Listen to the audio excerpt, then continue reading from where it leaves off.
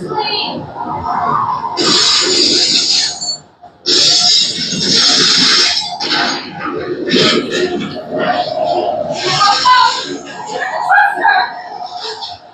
This house is so big. Me and Tori are really scared, but all we can do is hope to make it out safe. And that's when the lightning stopped, the house ends with a thud, and the sky grew light again. Are you guys ready to see where we landed? Yes. Absolutely. All right, you guys can follow me. Where are we?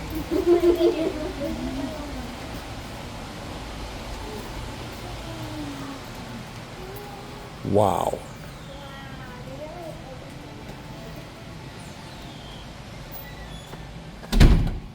And that's when I told Toto, I don't think we're in Kansas anymore.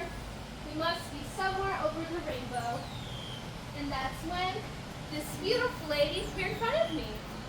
She asked me if I was good witch or bad witch. And I said, I'm no witch at all. My name's Dorothy Gale from Kansas.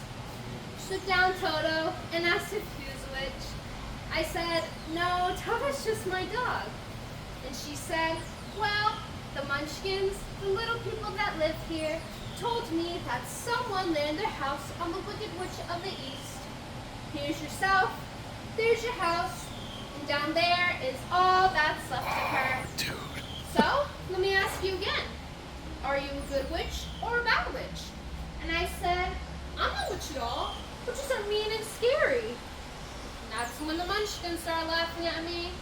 So he asked her, why are they laughing at me? And she told me her name was Linda, the good witch of the north. And I said, well, pardon me, I had no idea. And ding dong, the wicked witch is dead. We were singing and laughing. And during the middle of our song, her sister appeared, the Wicked Witch of the West. And she said, who killed my sister? Who killed the Wicked Witch of the East? Was it you?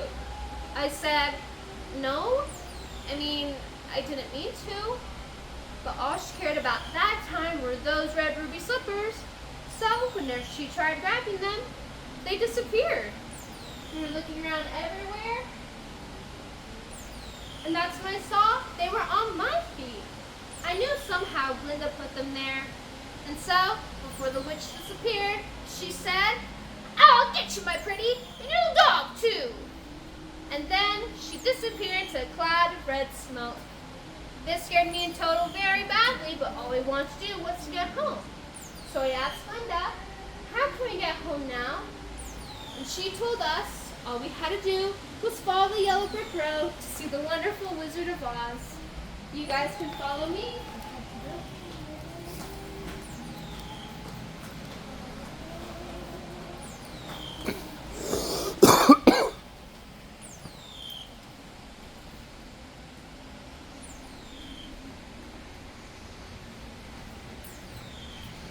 All right, this is pretty cool.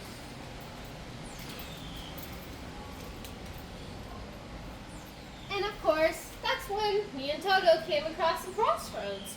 I looked down and said, well, which way do you think we should go? But Toto being a That dog... way looks nice. And of course that way looks nice too. Wait, you can talk? Yes, I can talk. But I can't get down from this post because I haven't got a brain. Well, me and Toto are on our way to see the wizard. Maybe we can ask him for a brain. You think so? Get me down from here and I'll go with you. Well, I'm kind of busy doing a tour right now, as you can see, but I can come get you later? Of course, I don't want to hold up your tour. I'll be right here. I'm not going anywhere. Bye! Bye, everyone. Bye. And of course, after I got Scarecrow down that post, I began to get really hungry, and sure enough, we came across some apple trees. Whenever I tried to grab an apple, it smacked me, and I said, hey, what'd you do that for? And the tree responded and said, well, how would you like it if someone picked something off of you? I said, well, I wouldn't like that very much. And even though Scarecrow does not have a brain, he said something very smart. He said, "We won't want your apples anyways, with little green worms in them." And this made the trees so angry, they started throwing their apples at us. But we weren't complaining because I was hungry.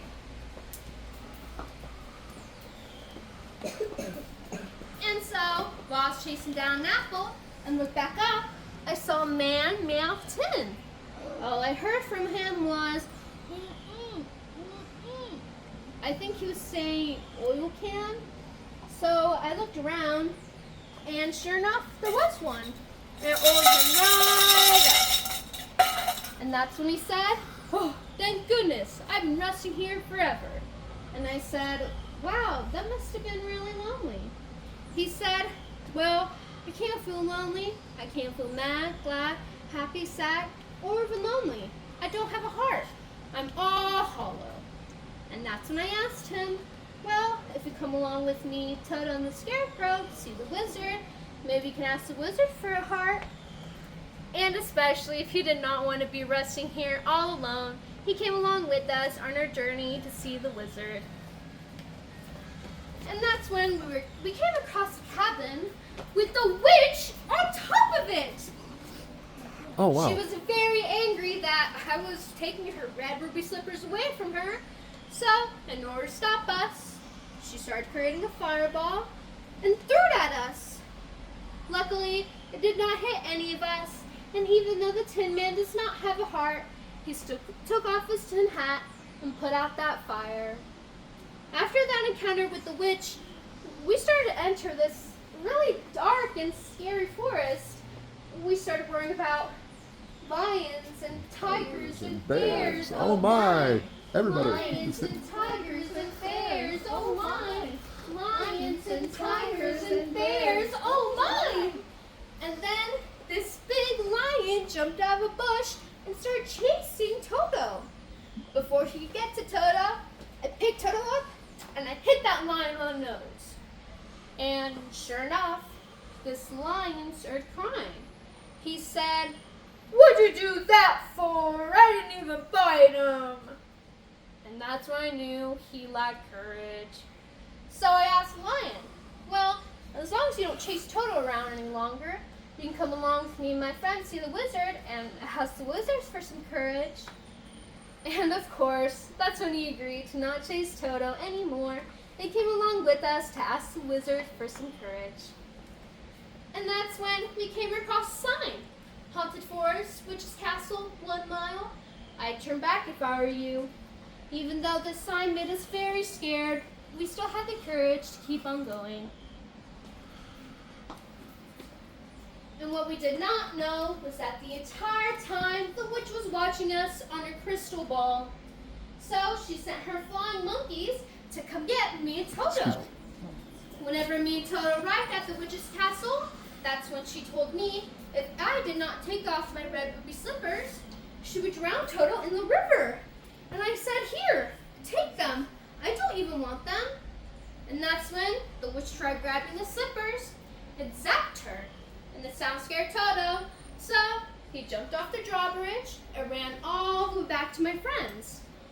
Whenever my friends arrived at the witch's castle, dressed up as wingy soldiers, this made the witch even more angry that they were here to rescue me.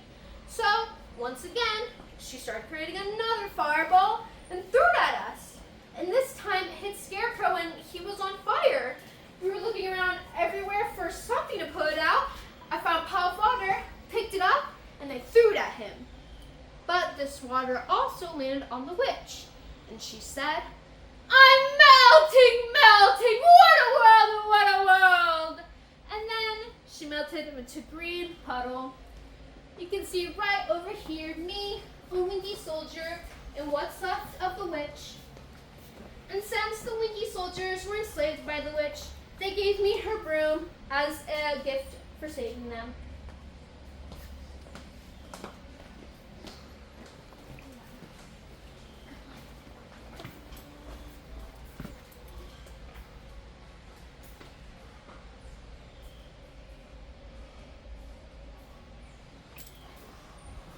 There's some bunnies over here too. is very. Oh wow. And after taking a nap in the poppies, we finally made it to Emerald City. I rang the doorbell, and a man popped out. He said, "Can't you read? The sign, plain as a nose on my face." This man did not have a nose, and there was no sign. So I asked him, "Well, what sign?" He said, "Oh, I must have forgotten." The sign read, "Bell out of order, please knock." And it did seem that the bell did ring. I still knocked. The man popped down again and said, "Well, state your business." I said, "I'm here to see the wizard." He said, "The wizard? Nobody's ever seen the wizard. Who sent you?" I told him, "Glinda sent me here." He told me to prove it, so all I had to do was show him my red ruby slippers, and he said, "Well, why didn't you say so? That's a horse of a different color."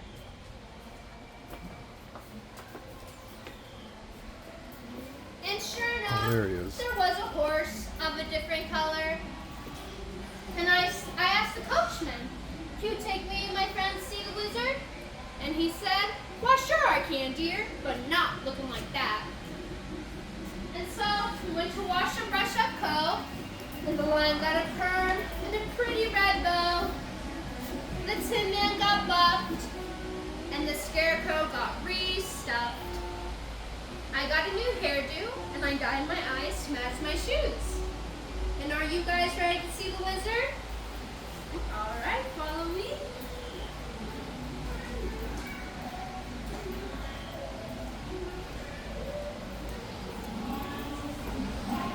Oh wow. And that's when we finally made to the wizard. I gave him the witch's brew, and he asked us what we all wanted. I said, "Well, the Tin Man wants a heart, the Scarecrow wants a brain, the Lion wants courage, and I want to go home." And he said, "Let me think about it. Maybe come back tomorrow?" And I said, "Tomorrow? I need to go home now." And that's when, once again, Toto jumped off my basket, ran to a curtain, pushed it aside, and there was a man speaking to a microphone. And sure enough, this man ended up being a wizard all along. And because we found out his very big secret, he gave us what we all wanted.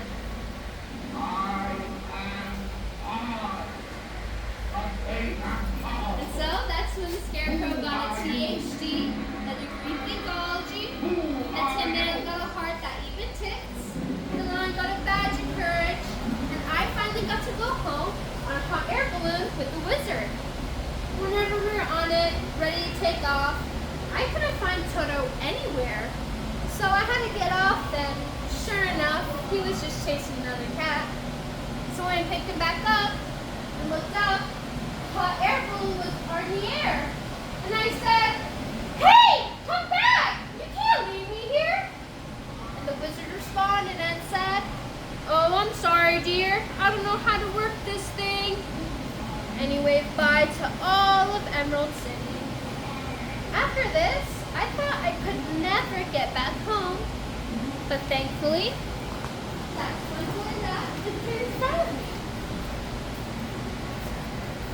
And I asked her, "How can I get home now?" And she told me I had the power to do it all along. All I had to do was tap my heels 3 times and think about my home. So that's exactly what I did. There's no place like home. There's no place like home. There's no place like home. When I opened my eyes, I was next to my Auntie Em and Uncle Henry, and I said, "Oh, Auntie Em, there really is no place like home." So that concludes the end of our tour. As you guys walk in here, this is called the memorabilia room. Everything you see in this room was all joy to us. Right over here, this floating house you see, this is an artifact from the movie. This was one of 3 houses that was built for the movie. And basically, they used the house for the tornado scene. If you remember, they had the house held by a string and twirled it around. Unfortunately, they cannot use CGI. And And actually, it was abandoned in a, I think it was abandoned in a building. And so they joined to us since they had nowhere else to put it. And down here is just a replica inside the home. And if you actually look on this side of the wall, everything you see on this side of the wall was all joined by munchkins.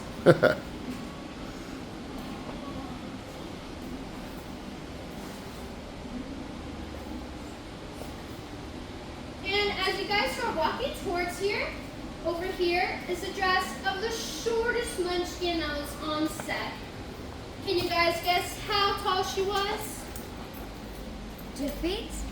She was taller than 2 feet. 3 feet? She was shorter than 3 8 feet. feet? 8 3.5 feet? feet? 3.5. She was shorter than 3.5. 2 Okay. You're a lot closer. She actually ended up being 2'4", or that is 28 inches in total. You can see some pictures of her down here. She's actually 24 pounds during the movie, and those are some heels she also wore as well. And if her height is shocking enough, she actually ended up marrying a 6-foot man.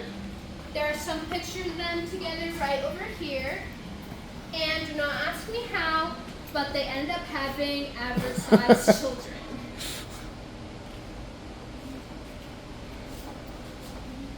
And if you guys look right over here, this is a replica of Frank Baum's desk.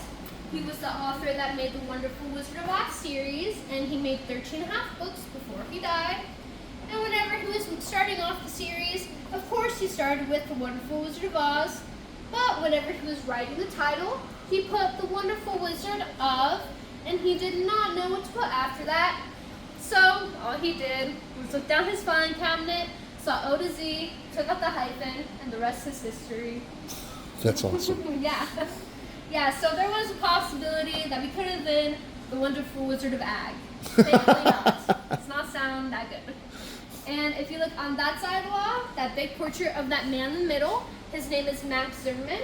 He was an insurance agent that brought all of this to local Kansas. And all around him are munchkins that have visited us over the years during Ozfest. And unfortunately, there are no living munchkins. However, the last living munchkin did end up to be in her late 90s. So she lived a very long and healthy life. And if you look on that side of the wall, that big portrait of that very scary scarecrow, that is the first production of the Wizard of Oz Scarecrow. But as you can see, they obviously did not go with that. The monkeys and the witch was way too scary for the children. And so that's about it with this entire tour. You guys can look around and take pictures, anything you want. And if you have any questions about anything, just let me know. And whenever you are ready, head out that gray door. You do not have to wait for me. Thank you, guys.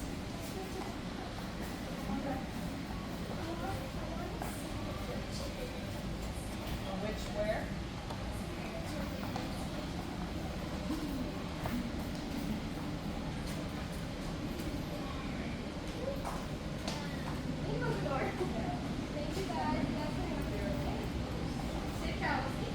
This is awesome.